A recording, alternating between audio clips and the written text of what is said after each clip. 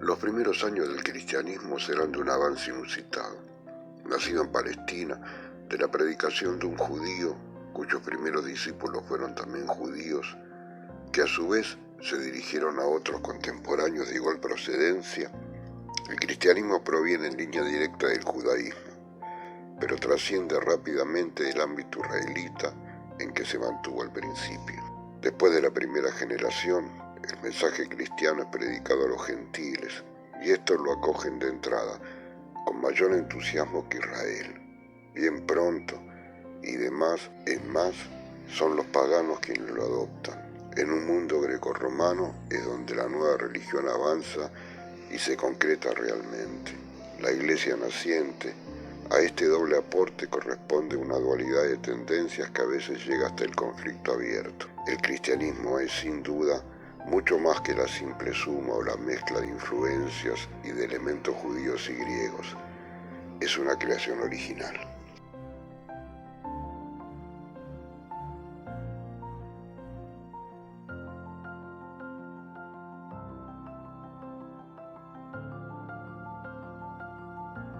El mensaje de la muerte y resurrección de Jesucristo llegó en un momento en que las condiciones estaban listas para su rápida difusión y asimilación en la cultura romana. Con las conquistas de Alejandro Magno, el griego se había convertido en el idioma unificador del Mediterráneo. Por tanto, no existían las barreras idiomáticas, y el mensaje de Cristo avanzaba rápidamente de boca en boca a través de la literatura escrita también. No solo eso, los judíos se encontraban esparcidos por todo el imperio. Encontramos que Pablo iba directo a las sinagogas de cada ciudad que visitaba para proclamar el mensaje de Cristo resucitado. La infraestructura del imperio era sin precedentes. Un sistema de vías atravesaba la tierra y el gobierno protegía a los viajeros de los bandidos y de otros peligros. El imperio había creado extensas rutas de intercambio dentro de sus límites y con las otras civilizaciones. Estas demostraron ser una entrada útil a Europa y a Asia.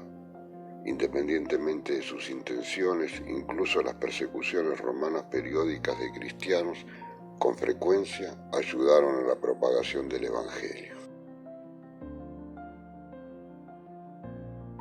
¿Por qué las personas se hicieron cristianas? En sentido teológico sabemos que la salvación es un acto soberano de la gracia divina.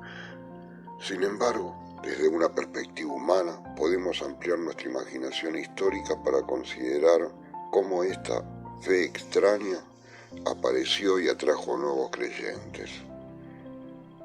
Si leemos la epístola de Ogneto, compuesta en la época de Adriano en el siglo II, encontrada en Constantinopla en el siglo XV, vemos cómo presenta ya el cristianismo como un grupo constituido con unas características muy definidas y con una vocación de religión universal. Dice la epístola: los cristianos, en efecto, no se distinguen de los demás hombres ni por su tierra, ni por su habla, ni por sus costumbres, porque ni habitan ciudades exclusivas suyas, ni hablan una lengua extraña, ni llevan un género de vida aparte de los demás.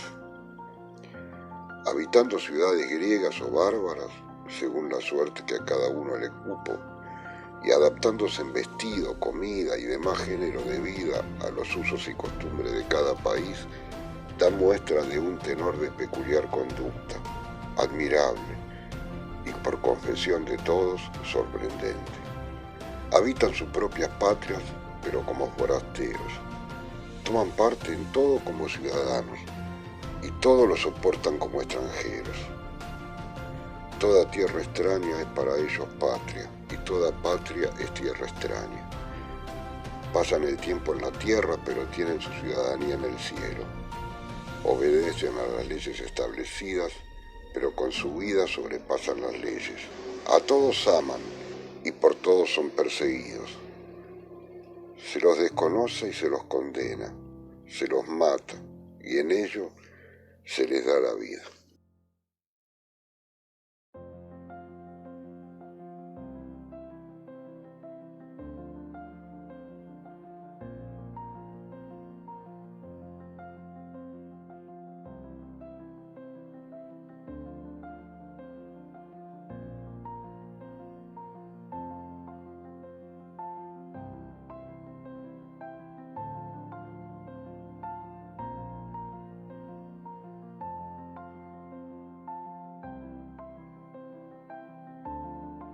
En este movimiento de intercambios, el papel de Roma es, ante todo, receptivo.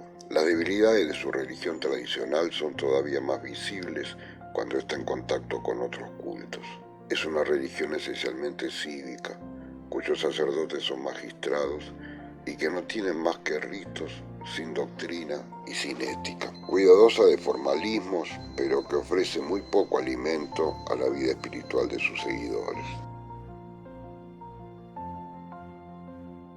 La tradición considera el suceso de Pentecostés como el comienzo de la Iglesia, la constitución de una unidad entre los cristianos. Si el mensaje cristiano primitivo se dirige con prioridad y al principio de manera exclusiva a los judíos, israelitas de nacimiento, prosélitos provenientes del paganismo, entonces las grandes fiestas judías que llevaban a Jerusalén una cantidad considerable de peregrinos, daban a los apóstoles la feliz ocasión de transmitir su mensaje ante amplios auditores.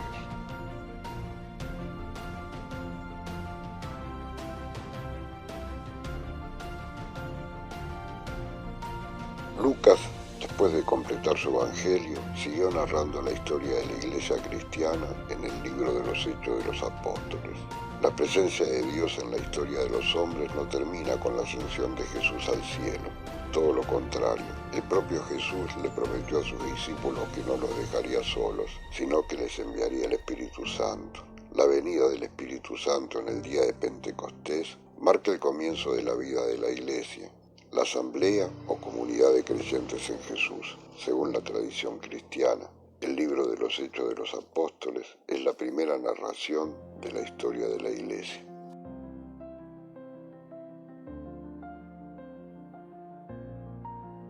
En la cabeza del grupo está el equipo apostólico, y más especialmente un triunvirato compuesto por Pedro, Juan y Santiago, el hermano del Señor, a quien Pablo llama las columnas.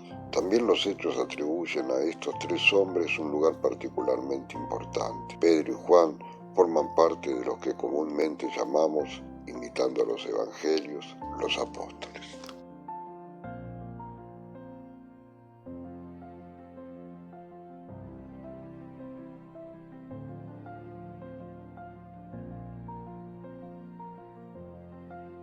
Al lado de los 12, los Hechos mencionan a los ancianos.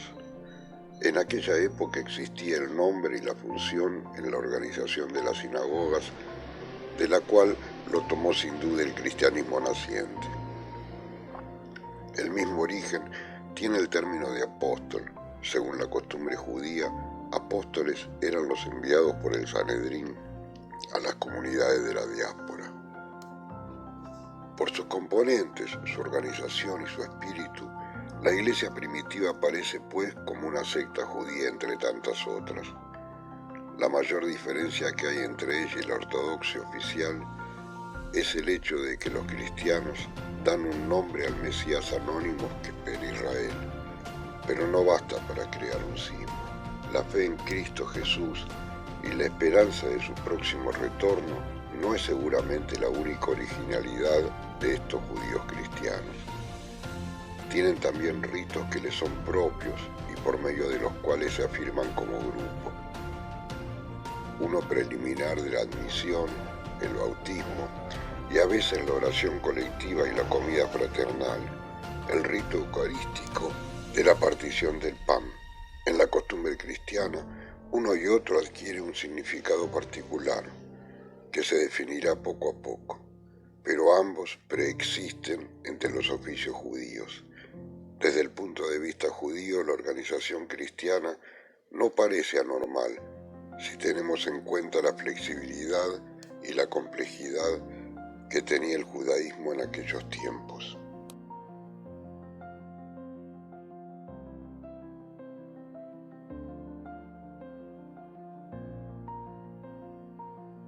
Hasta finales del siglo I, el cristianismo se muestra como una religión procedente de Oriente, donde surgieron sus modelos de organización eclesial.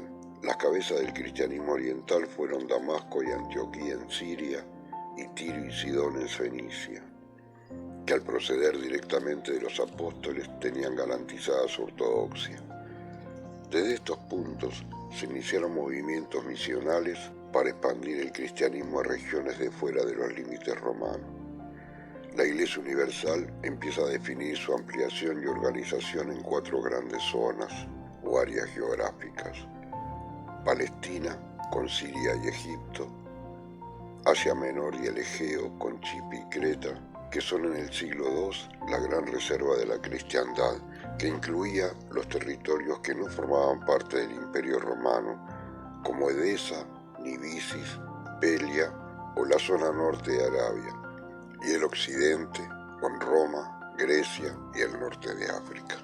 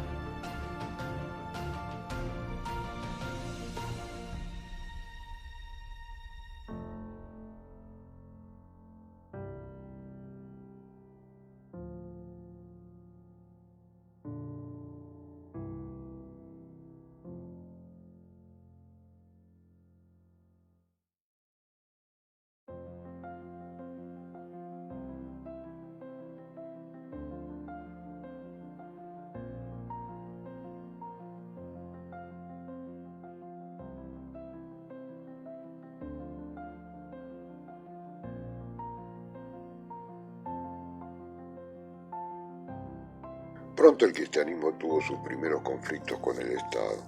Estos conflictos produjeron mártires que sellaron su testimonio con su sangre. En el libro de los Hechos, cuando se persigue a los cristianos, quienes lo hacen son generalmente los jefes religiosos entre los judíos. La única persecución verdadera dirigida contra el conjunto de la Iglesia de Jerusalén es la de Herodes Agripa en el año 44. Por esta padecieron martirio Santiago Apóstol, hermano de Juan, y tal vez Juan mismo. A Pedro lo detuvieron, pero según los Hechos fue milagrosamente liberado. Esta vez la persecución fue contra los jefes. ¿Por qué tuvo lugar esta súbita tempestad? Suponemos que la persecución fue consecuencia de negarse a imponer a los paganos convertidos la carga de las observancias judías, teniendo en cuenta que Herodes era el rey de los judíos, pero además defensor de las tradiciones, aunque esta afirmación tampoco es segura.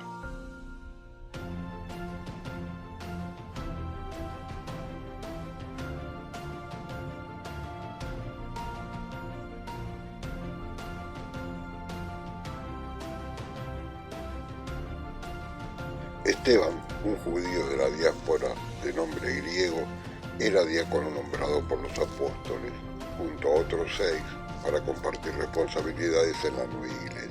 De una manera o de otra, la intervención del grupo de los griegos da a la actividad del cristianismo naciente una nueva dirección. Esteban figura como jefe.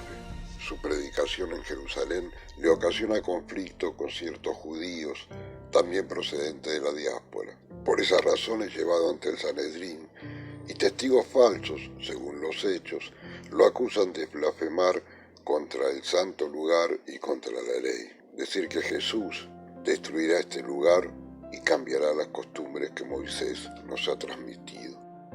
Pronto, sin embargo, las cosas comenzaron a cambiar y fue el imperio el que empezó a perseguir a los cristianos.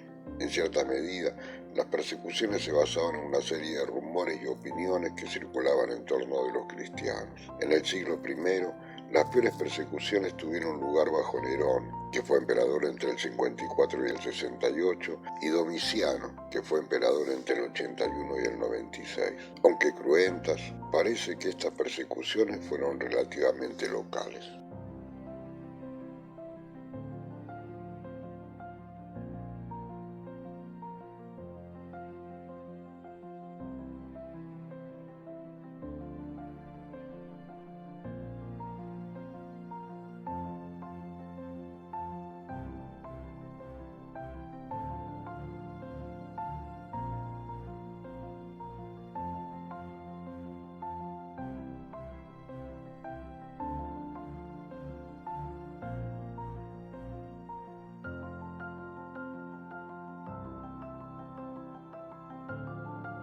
el siglo segundo, la persecución se fue haciendo más general, aunque en términos generales se siguió la política de Trajano, entre el 98 y el 117, de castigar a los cristianos si alguien los delataba, pero no emplear los recursos del Estado para buscarlos. Por ello, la persecución fue esporádica y dependía mucho de las circunstancias locales. Entre los mártires del siglo II se encuentran Ignacio de Antioquía, de quien tenemos 7 cartas, Policarpio de Esmirna, de cuyo martirio se conserva un relato bastante fidedigno, y los mártires de Lyon y Viena, en la Galia.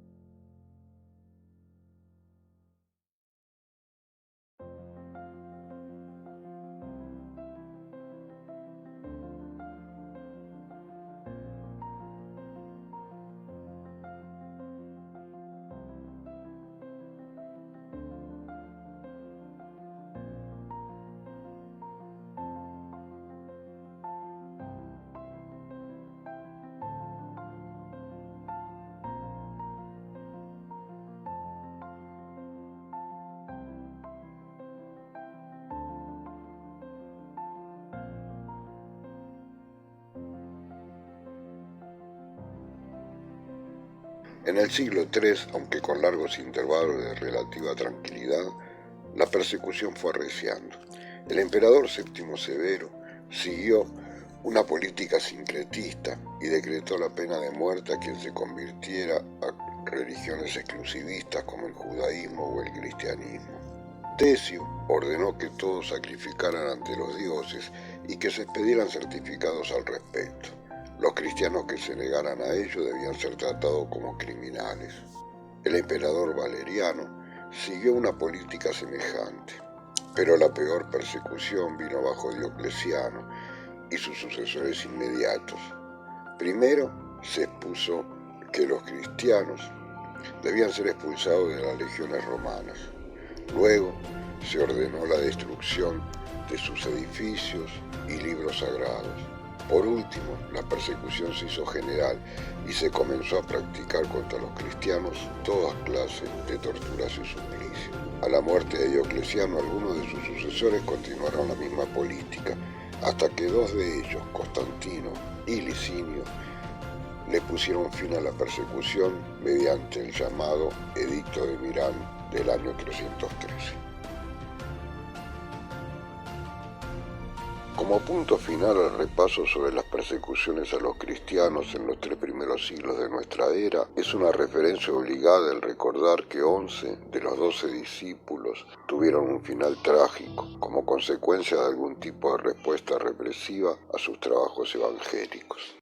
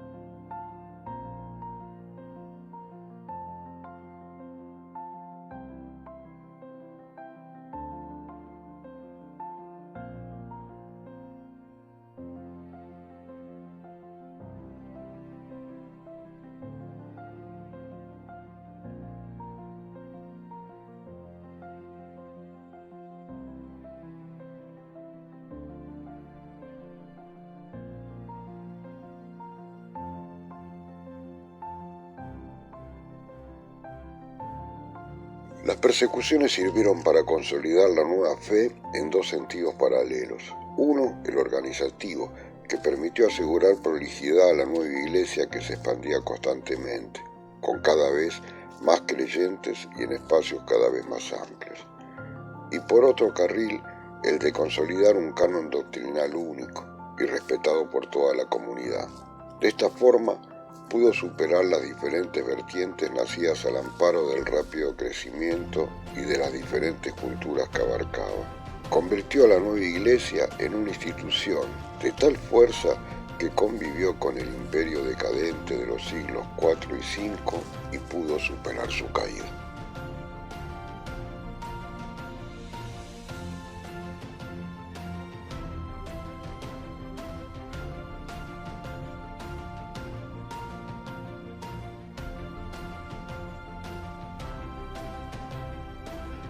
Para terminar esta clase, nos parece más que necesario hacer referencia al levantamiento judío del año 66. En esa fecha, la comunidad cristiana de Jerusalén, ya fuera porque advertida por la muerte de Santiago quiso escapar de una persecución posible, ya porque sencillamente huyó al empezar la guerra del teatro de operaciones, la cuestión es que había abandonado la ciudad, había emigrado a Pela, ciudad pagana de Transjordania.